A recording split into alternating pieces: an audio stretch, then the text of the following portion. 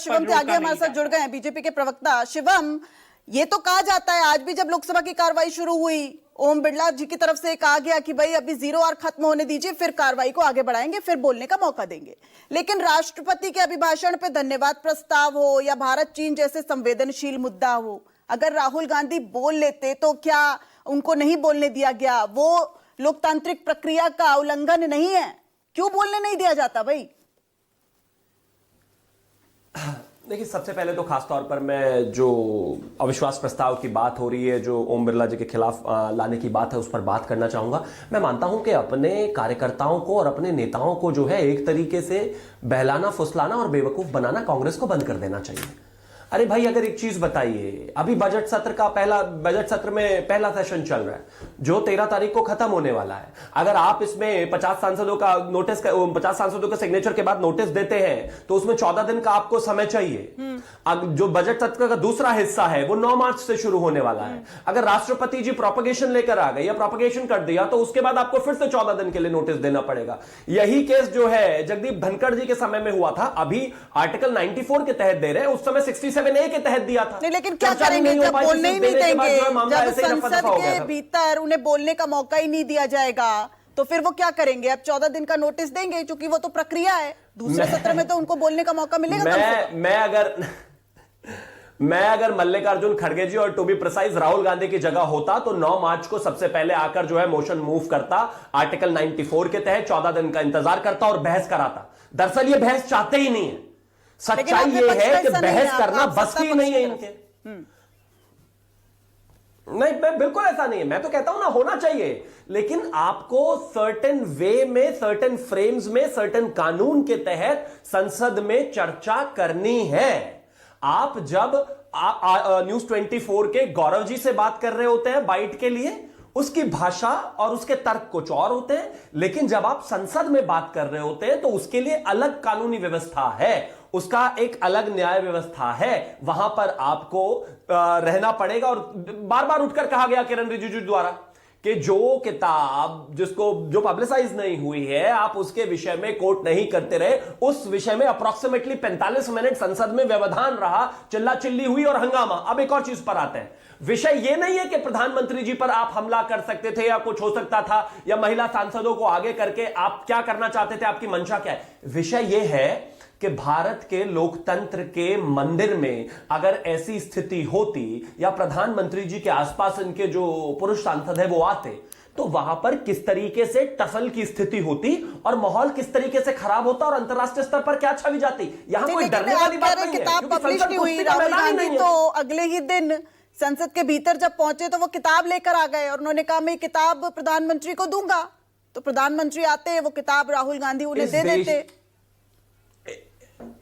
इस देश के जितने भी डिफेंस से संबंधित मुद्दे हैं और उससे संबंधित जितनी भी किताबें हैं, वहां पर डिफेंस मिनिस्ट्री का रिव्यू हर एक किताब पर लगता है, क्योंकि ये मेरी नेशनल सिक्योरिटी का विषय है। ये राहुल गांधी की पिटी पॉलिटिक्स या फिर कोई एक डेली प्राइम टाइम और डेली सोप के कंजम्पशन का विषय नहीं है। तो किसी भी किताब जो डिफेंस से संबंधित है, उस पर डिफेंस मिनिस्ट्री का पूरे तरीके से एक अधिकार है कि उसको कहीं ना कहीं रिव्यू किया जाना चाहिए। कुछ देखिए, सरल पटेल जी कुछ कहना चाहते हैं।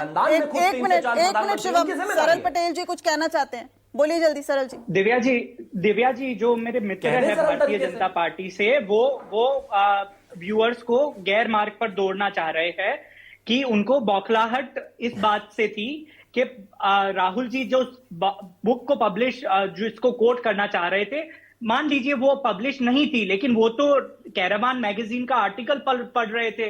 वो तो एक पब्लिश न्यूज़पेपर है। यही किताब के एक्सपर्ट्स जो है, जो वो कोट कर रहे थे, वो पीटीआई में भी 2023 में छपी है, तो वो भी एक पब्लिश डॉक्यूमेंट है। और उन्होंने कहा कि आज तक जो जितनी भी किताबें लिखी गई है उसको पब्लिश नहीं किया जाता डिफेंस मिनिस्ट्री की अप्रूवल के बिना। तो ये जो नियम नया लाया गया है, ये 2022 में लाया गया था।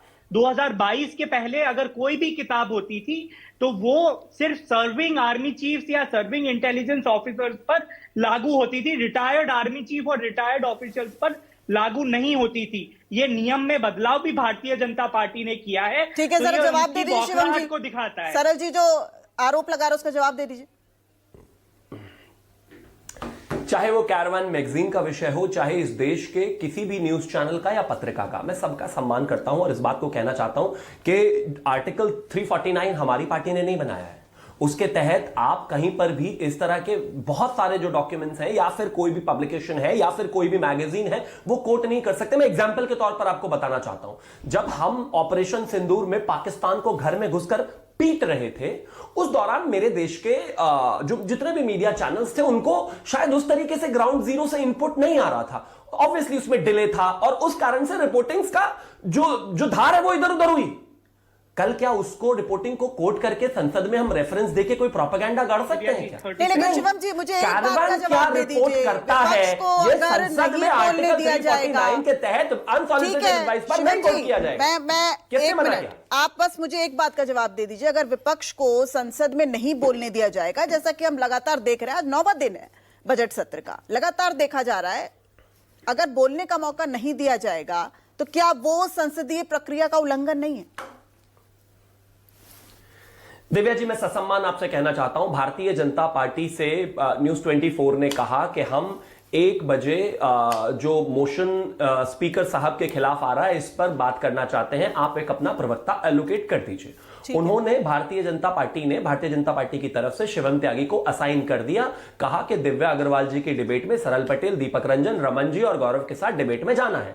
विषय है जो मोशन लाया जा रहा है। अब मैं टीवी पर बैठते ही अपशब्द कहने लगूं, अभद्र भाषा का इस्तेमाल करने लगूं या गालियां देने लगूं, उसके बाद मुझे दिव्या जी कहेंगी नहीं नहीं शिवम जी आप नहीं बोल सकते, टॉपिक पर बोलिए और सही भाषा का इस्तेमाल कीजिए। तो मैं ये तो मैं उस पर भी आ रहा हूं, तो मैं उस पर भी आ रहा हूं, तो मैं ये नहीं कहूंगा नहीं नहीं मेरे को तो बोलने ही नहीं दिया जा रहा।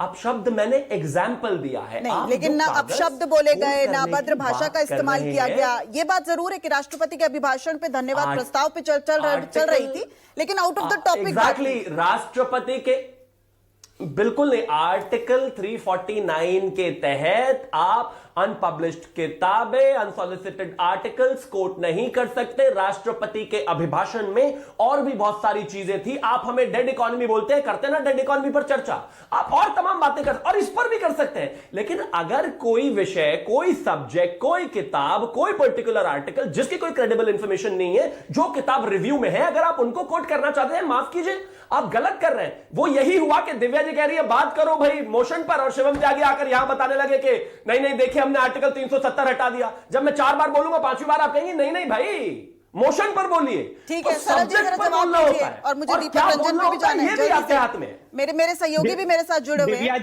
दिव्या जी इन्होंने कहा कि कोई भी बुक कोट नहीं की जा सकती है, तो ऐसे गिनत उदाहरण है कि मोदी जी ने विदेशी लेखकों के किताबों से भी उदाहरण दिए हैं।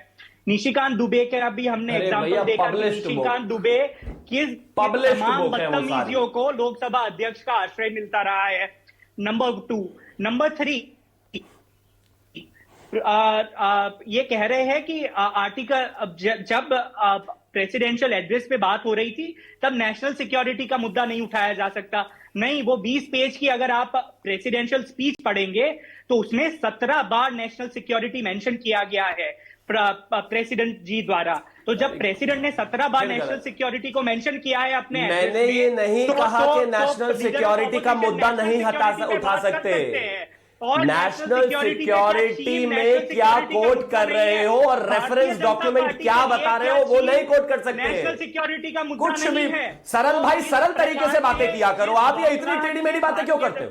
सीधी सीधी बातें करिए। अरे शिवम जी, मैंने आपको बीच में नहीं टोका था। सरल बातें करनी चाहिए, आपका तो नाम सरल है भाई, और आप ये इतनी कॉम्प्लिकेटेड बातें। मैंने कहा कि जो बुक पब्लिश नहीं हुई वो कोट नहीं हो सकती, व्यक्तिगत टिप्पणी नहीं। मैंने कहा जो डिफेंस से रिलेटेड डॉक्यूमेंट अप्रूव्ड नहीं है, जो डॉक्यूमेंट जिनकी ऑथेंटिसिटी नहीं है वो नहीं कोट कर सकते। Article 349 the very next day सभा पटल पर उस बुक को रख के लीडर ऑफ ऑपोजिशन ने कहा कि स्पीकर इसको ऑथेंटिकेट करे, तो ये तो ऑथेंटिकेट बिल्कुल कर सकते हैं। ठीक है, लेकिन सर ये भी तो है ना कि राष्ट्रपति के अभिभाषण पर धन्यवाद प्रस्ताव पे चर्चा चल रही है और आप भारत चीन के मुद्दे उठाने लगे, और इसके लिए भी आपको पहले नोटिस देना होता है, लेकिन कि आप जिस मुद्दे पर चर्चा चल रहे हैं उसके अलावा कोई मुद्दा अगर रखना चाहें। ठीक है, मैं लौटूंगी आपके पास।